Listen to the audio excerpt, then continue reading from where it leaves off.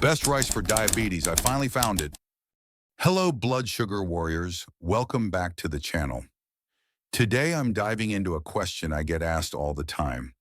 What's the best rice for people living with diabetes? Rice is a staple for millions, but if you're managing diabetes, it can feel like a minefield. Some rices spike your blood sugar like a rocket, while others are surprisingly gentle. So I decided to find out for myself. Over the past 21 days, I tested 21 different types of rice and rice alternatives, wearing a continuous glucose monitor to track exactly how each one affected my blood sugar. In this video, I'm revealing the most blood sugar-friendly rice. It's right here in this bowl, plus some delicious alternatives and simple hacks to make any rice easier on your glucose levels. I'm not a doctor or a nutritionist, just someone who's lived with diabetes for over 30 years and learned a thing or two about keeping my blood sugar in check. So grab a seat and let's dig in. Here's how we're doing this. I've sorted all 21 rices into 3 bowls based on how they impacted my blood sugar. Red Bull rices that caused a major blood sugar spike, think roller coaster level glucose jumps. Yellow bowl rices with a moderate spike, not terrible, but you need to be mindful. Green bowl rices or alternatives that are blood sugar friendly, causing mild or no spikes at all. Before we start, hit that subscribe button and ring the bell so you don't miss my next diabetes-friendly food experiment. Let's get cooking. Red Bowl, the blood sugar spikers. First up, the classic long grain white rice. This is the go-to rice in households across the Americas and beyond. It's fluffy, versatile, and perfect for stir-fries or casseroles. But how does it treat our blood sugar? A 1-cup portion of cooked long-grain white rice has about 46 grams of carbs, 2 grams of protein, and barely any fat or fiber. Those are what I call naked carbs. They hit your bloodstream fast because there's nothing to slow them down. When I ate a bowl of this rice, my CGM showed a sharp spike within 30 minutes, way higher than my target range. It was like my glucose was running a sprint, so long grain white rice goes straight to the red bowl. It's not forbidden, but if you love it, keep portions small and pair it with some blood sugar hacks I'll share later. Next, jasmine rice, a favorite in Southeast Asian dishes like curries or fried rice. It's soft, slightly sweet, and smells amazing. But the numbers, not so sweet. A cup has 46 grams of carbs, 3 grams of protein, and almost no fat or fiber. My blood sugar spiked just as fast and high as with white rice, no surprise there. Jasmine rice joins the red bowl. I tried rinsing it to remove starch, as some folks suggest, but it made no noticeable difference on my CGM. Sorry, jasmine lovers, this one's a spiker. Now, sushi rice. This sticky, mildly sweet rice is the star of sushi rolls and poke bowls. A cup has a whopping 48 grams of carbs, 4 grams of protein, and 0 fat or fiber. When I ate a bowl plain, my blood sugar shot up faster than any other rice. I tested a true Red Bull champion, and not in a good way. But here's the twist. When I ate sushi with avocado, fatty fish, or cream cheese, the fats slowed the spike, though my glucose stayed elevated longer. If you have type 1 diabetes like me, you might need to tweak your insulin dose for these combo meals. Sushi rice, Red Bull. Let's talk arborio rice, the creamy rice used in risotto. A cup has 47 grams of carbs, 4 grams of protein, and 1 gram of fiber. Sounds like trouble, and it was. My blood sugar climbed fast and high after a bowl landing arborio in the red bowl. But like sushi, traditional risotto with butter, parmesan, and olive oil adds fat, which slows the spike, but prolongs the elevation. Portion control and insulin timing are key here. Last in the red bowl is glutinous rice, often used in Asian desserts or sticky rice dishes. A cup has 47 grams of carbs, 3 grams of protein, and minimal fiber. My CGM showed a steep spike similar to sushi rice. It's delicious, but a blood sugar bully, so it's Red Bull material. If you're craving it, go for a tiny portion and balance it with other foods. Yellow bowl, the moderate movers. Now let's move to the yellow bowl, where things get friendlier. First up, brown rice, also called whole grain rice. It's chewier and nuttier than white rice, often used in healthy bowls or salads. A cup has 41 grams of carbs, 5 grams of protein, 4 grams of fiber, and 3 grams of fat. That fiber and protein slow carb absorption, so my blood sugar rose more gradually and didn't peak as high as white rice. Brown rice is a solid yellow bowl choice. You can enjoy a moderate portion with proper insulin timing. Next, wild rice, which isn't technically rice, but seeds from an aquatic grass. It's nutty, chewy, and nutrient-packed. A cup has 42 grams of carbs, 6 grams of protein, and 4 grams of fiber. My glucose rose moderately after eating it, much less than white rice. Wild rice lands in the yellow bowl, but check labels. Some wild rice blends are mostly white rice with less fiber. Go for high fiber, high protein versions. Black rice, sometimes called forbidden rice, is up next. It's sticky, earthy, and rich in antioxidants.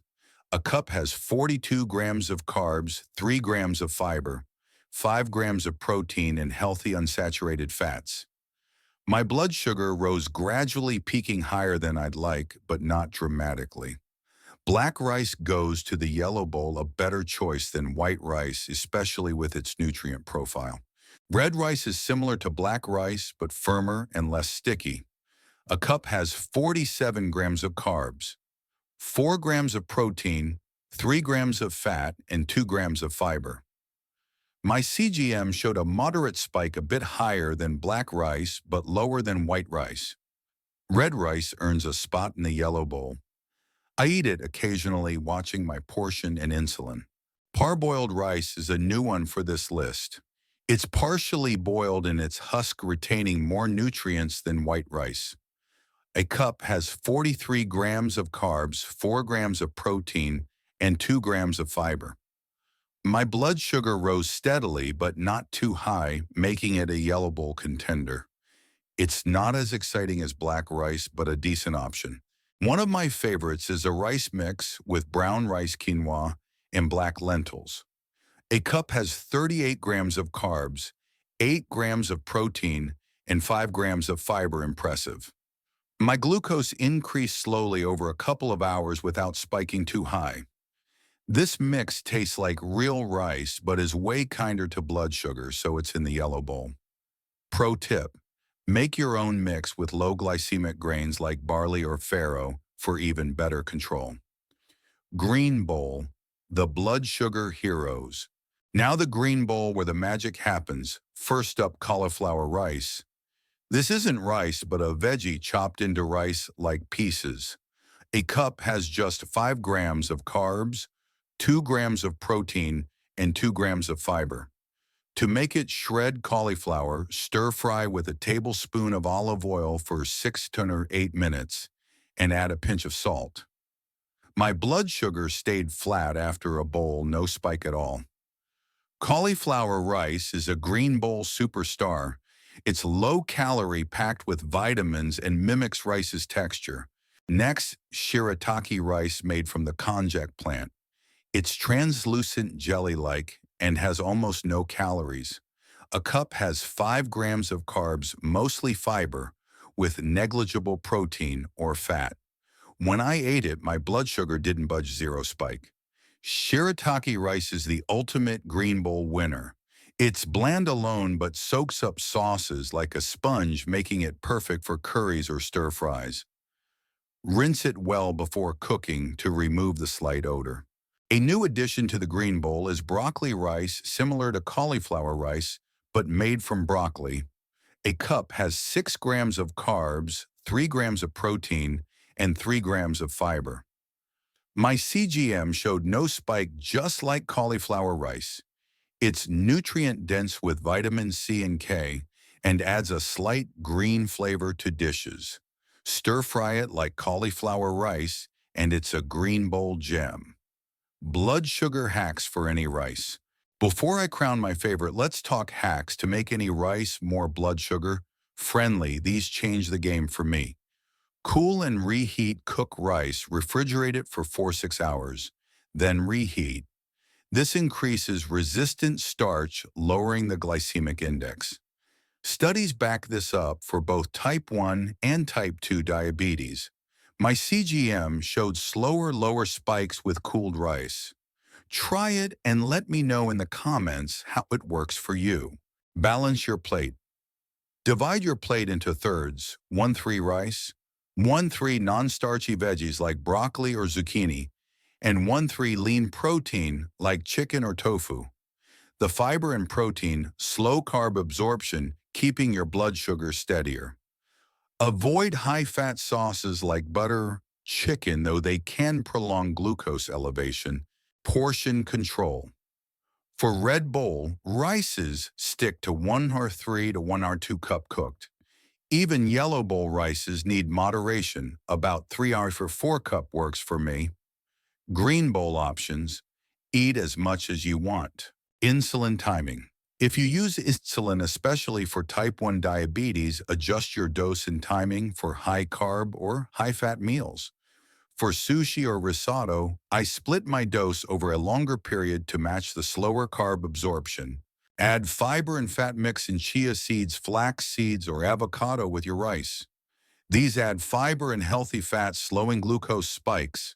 These hacks make a huge difference. For example, when I ate white rice alone, my glucose spiked to 200 mg/dl. With a balanced plate and cooling, it peaked at 140 mg/dl, still high but much better. Experiment and track your results with a CGM if you can. My top pick and final thoughts. So what's my number 1 rice for diabetes? Drum roll, please. It's shirataki rice. This green bowl hero has virtually no carbs, doesn't spike blood sugar, and is super versatile. Pair it with your favorite sauce or protein, and you've got a guilt-free meal. Cauliflower and broccoli rice are close runners-up, especially if you want a veggie boost. For real rice, the brown rice, quinoa, lentil, mix in the Yellow Bowl is my go-to. It's nutritious, tasty, and doesn't send my glucose soaring. Red Bowl rices like white or jasmine, I eat them sparingly, using every hack in the book. Living with diabetes doesn't mean giving up rice. It's about choosing wisely and tweaking how you eat it. My 21-day experiment showed me that with the right choices and strategies, you can enjoy rice without the blood sugar stress. Want more tips like this? Join my Patreon community. You get exclusive content, direct messaging with me, and I answer every question. Spots are limited, so check the link below and join while you can. Also tell me in the comments, what's your favorite rice and how do you keep it blood sugar friendly? I read every comment.